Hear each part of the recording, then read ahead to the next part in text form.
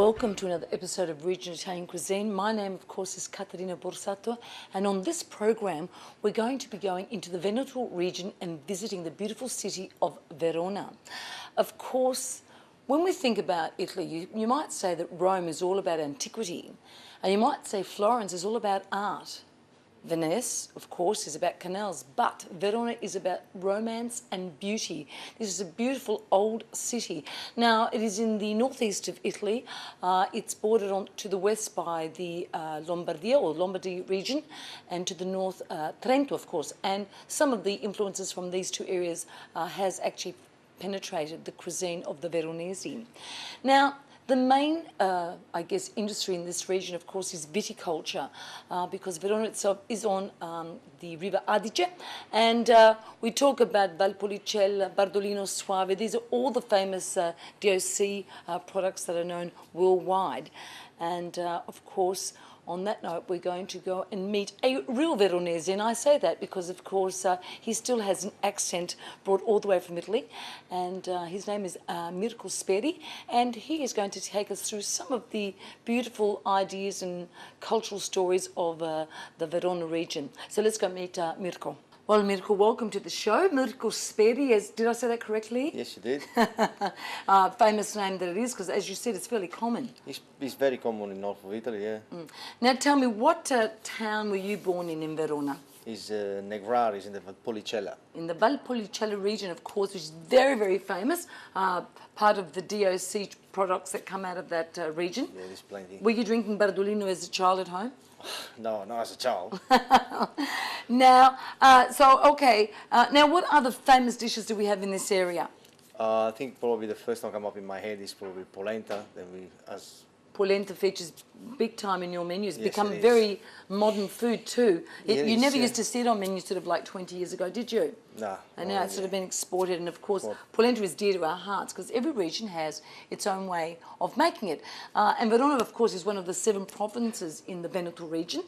And because you're bordered by Lombardia, which has got very French influences, and Trento from the north, yours is a real interesting cuisine, I think. Yeah, we pick a little bit of everybody, pretty much. Yes, you have. Now, so polenta, now what else is big there? Baccala. Baccala. Is the next one down. Yeah. Yes, which is very, very special, of course, not just on special feast days, but just all year round is something that features on the menu. What about the violone nano, the rice? The rice in the south of Verona is called Isola della Scala. Yes. It's where pretty much most of the rice come from, the violone nano, the canaroli. Yes. IGT products for those people at home. So these are protected products. And of course, La Scala, they're very famous in the history of Verona because they were actually identified by the canines. And I know that you've got beautiful Roman architecture in the city, beautiful, beautiful. But most importantly, we want to talk about Baccala because these are the dishes that we're going to be featuring on the show tonight. And there's lots of different takes. Entrees and mains, you can do it anyway, can't you? Yeah. So do you think on that note we should go into the kitchen? And what's going to be the first recipe you're going to show us tonight, Mirco? Baccala mantecato. Il Baccala mantecato. Mantecato meaning to beat. So it is basically beating Baccala to a paste and serving it as a fantastic little entree. So let's go into the kitchen. We'll see Mirco work his magic. All right, viewers. Now, there is something that we really must tell our viewers at home because I know if they look at this, they're going to get quite scared. You could use it to belch your husband over the head with, or your wife.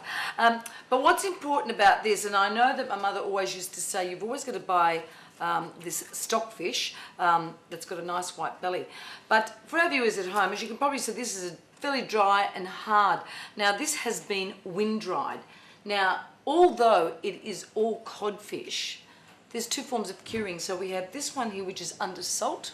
So it's a softer one, which is much easier to use. Or the traditional way of doing it is with this wind-dried stoccafisso. Now, in the Veneto, of course, they call it stoccafisso, but it is Baccala. It is Baccala. It is Baccala. It's very, very confusing, but we get that. But if you're going to be using this one at home, what you need to do is actually is probably put it under a dripping tap for 5 to 7 days and changing the water every day. And then after that time, you take it out and you actually get something on top of it, and then to tenderize it, you beat it with a mallet. So it's quite a process, and then you use it as you would. Or in a restaurant situation, Mirco, we buy the one that's already pre-soaked. Pre-salted, yes. It's basically pre-soaked, and what's amazing, you can see this has already been tenderized and pre-soaked, and although it's got the salt content, you need to only soak it for how long? Probably a couple of hours. Couple of hours and to rinse get rid it off. Yeah, and rinse it off, and you'll get rid of the salt. So this is the easier one to use in a restaurant situation. Yeah. But the mamas at home would think that's sacrilegious. Yeah. All right, now let's just go through the paces of doing this dish. So we start off with our baccala. It's nice and dry. What's the next step? You put it in The flour? next time we dust it in flour. Just and plain flour? Plain flour, See? no seasoning. No seasoning? And it gets sealed in the pan with just a little bit of olive oil. Olive oil? Yeah, just Oh. lightly sealed, not too much color. You don't want too much, because this is, you want to keep a lovely white colour to this whole dish, don't exactly. you? And the next steps down to that is to cook in the same pan. You had a knob of butter. Yes, You cook out your onion, yes. soft. Then you had your spices. Then Yes. it's obviously bay leaves and thyme. And we had. And what did you forget? Garlic? I was about to And get there. don't I was put about the to get there. garlic in at the start, At the only exactly. because it's going to possibly burn. I think you've always Exactly, told me yes, that. because So he always it's puts it at it's the end. obviously chopped thinner than the onion. Yes, And absolutely. after that, when everything is cooked, you just deglaze them with wine, and you had some evaporated wine, you had the milk, and Yes. you had your sealed baccala, and you let it cook for an hour. After an hour of cooking, very slowly, that is what it's supposed to be look like. See all the milk reduced down, all the baccala is breaking up, and it's nice and tender. And the next steps up, doing our mantecato, is to cool down this one. And then we're going to add all our ingredients in the machine.